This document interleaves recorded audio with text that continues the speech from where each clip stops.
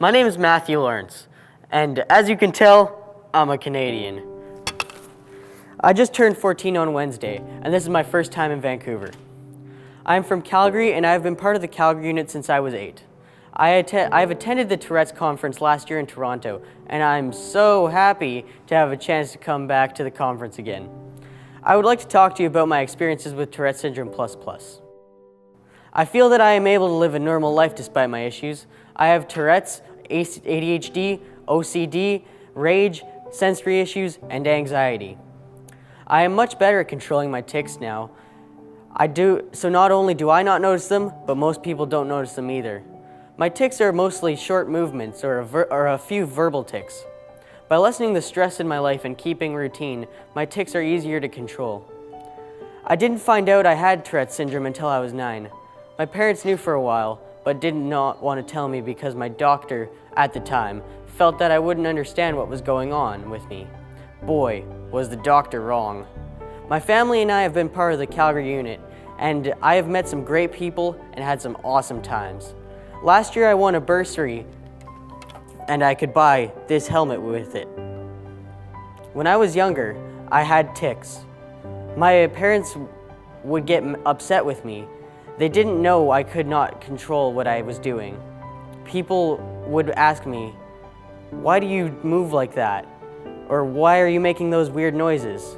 I'd say, "What are you talking about?" When my current doctor explained to me I had Tourette syndrome, I understood right away why I was doing certain noises or movements. And the more people asked me to stop, the more I would do them. It was never to make people upset, or I just couldn't help it. And I didn't know why. Then I was 12. My family and I found out my aunt had Tourette syndrome and OCD and sensory issues. We have talked about our tics and sensory issues. It's nice to know someone else in my family deals with some of my struggles. I play piano, hockey, and baseball. I rock climb, mix music, and I'm a referee and an umpire for hockey and baseball. I don't feel that my issues get in the way of my activities. I am much better at controlling my OCD. Through therapy, I have been finding ways to cope with my obsessions and most of my compulsions. Dealing with my anxiety, I have learned to take deep breaths and planning ahead using my day timer to keep me calm. I take my ADHD medication to keep me sane. Meds have been adjusted often, but once we find the right combinations, life is good for everyone. I have been good at dealing with my sensory issues, but I am struggling with my rage. It has been removing me from the situation will help me stop lashing out from whoever is bothering me and such. Now I know that it is not always the case. My rage is still an issue and struggle with the most, but I seem to have lesser outbursts and they aren't as large, although they do get me in more trouble.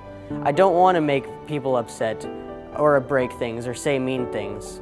They just all happen when I am stressed, anxious, or excited. I have my family to remind me to stay calm, but sometimes I feel I have no control at all. My tics are worse at this time. I have to control my temper. That's a huge goal of mine.